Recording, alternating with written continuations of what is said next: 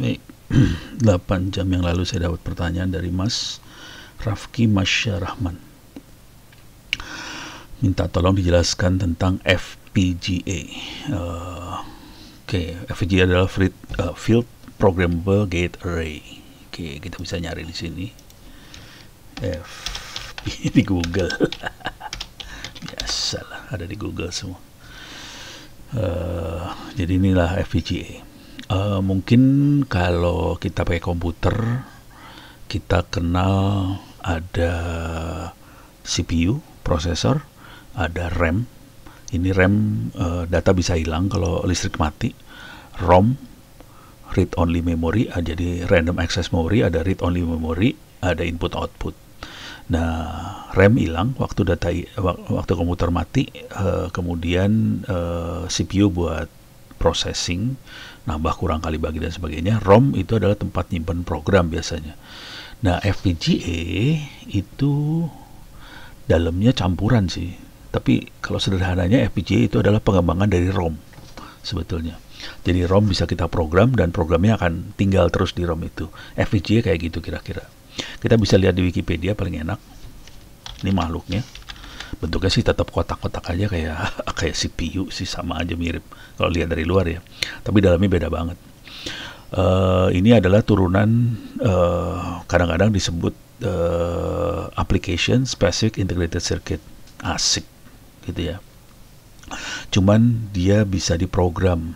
ASIC juga bisa diprogram sih, dan diprogram kayak ROM, gaya programmingnya kayak ROM gitu, field programmable. Jadi kayak ROM gaya programmingnya, dan ini nanti akan ada pertanyaan-pertanyaan. Oh, ini mah udah inilah advance. Mungkin paling gampang kita ngelihat di Google lagi, FPGA.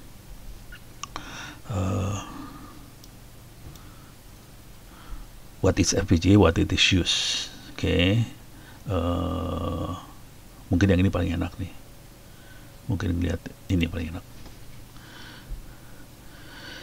Ini paling enak nih, bandingin langsung dengan Arduino yang paling gampang ya. Arduino adalah microcontroller.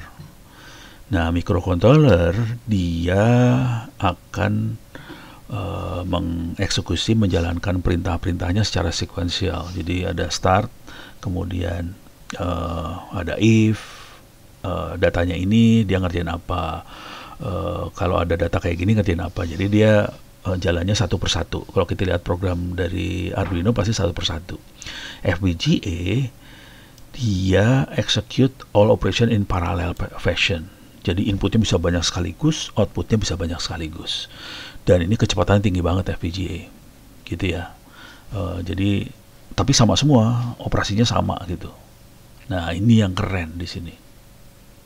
Kebutuhannya beda-beda.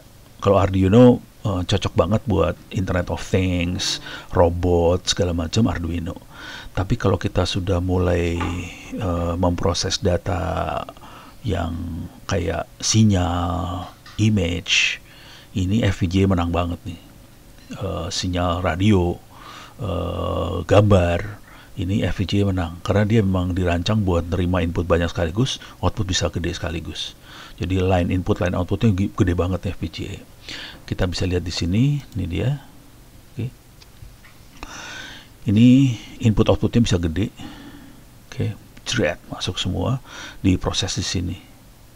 Ini yang bisa diprogramnya dia. Oke, ininya sih konstan. Jadi ada prosesor di dalamnya tetap, ARM Cortex, ini prosesor buat proses tambah kurang kali bagi. Nah, dia di sini nih yang kita program. Logiknya mau seperti apa? Diprogramnya di sini. Nah, contoh real dari penggunaan FPGA yang ini contohnya Xilinx ya. Xilinx ZYNQ 7000. Ini Xilinx. Contoh programmable ini yang paling keren adalah contohnya seperti ini sih, Blade RF. Nah, ini FPGA ini dalamnya. Oke. Ini Blade RF segala macam, ini FPGA dalamnya. Nih inputnya sinyal kalau ini ya, ada 4 sinyal kecepatan tinggi nih masuk. Oke, sinyal kecepatan tinggi masuk. Ini Blade RF. Blade RF yang bagusnya, yang nggak bagusnya versi AD-nya, yang nggak bagusnya adalah hack RF.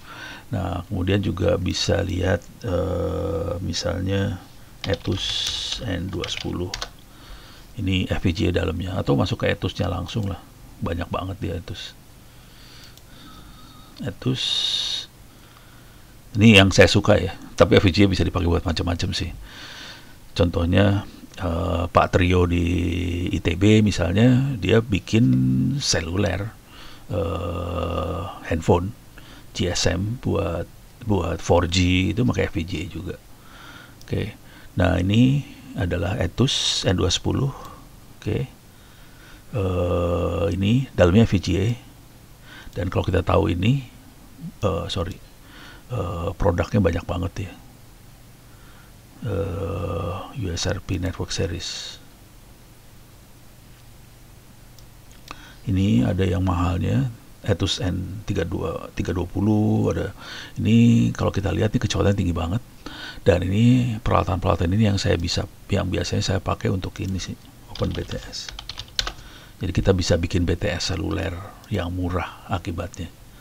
Ini makhluknya. Oke. Kalau mau enak kasih kata kunci Papua.